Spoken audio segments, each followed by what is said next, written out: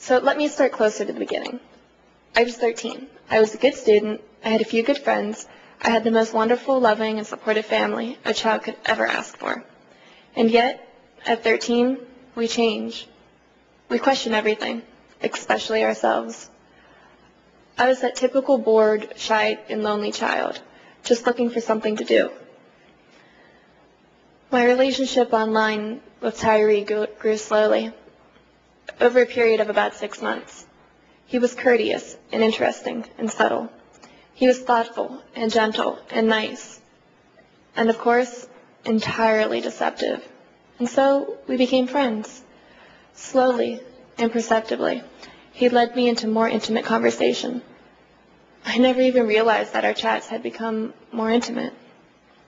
So we just talked about everything, not just about sex. He was interested in me as a person, my thoughts, my goals, my relationship with friends and family members.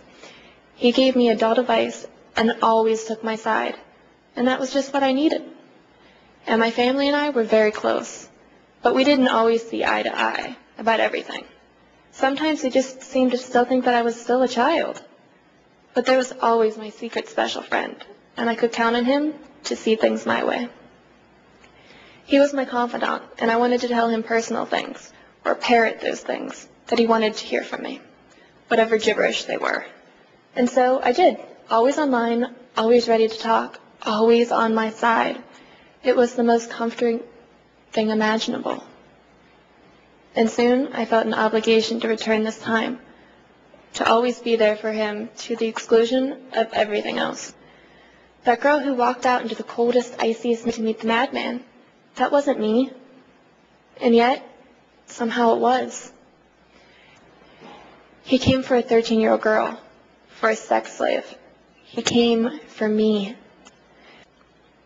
A year after my rescue, the detective, Jim Moore, who had escorted the child that was me from that whore, drove me back to the house. It sits on a friendly little street, quietly, cheerfully yellow. I walked up to the squeaky clean basement windows, the one that he had painted black so that no passerby could peer in and stop his little games. And I see toys, a playroom, and I stumble. I cry inside. I mourn for that child that was me, child that was from me. And make no mistake, that child was murdered. The boogeyman is real, and he lives on the net.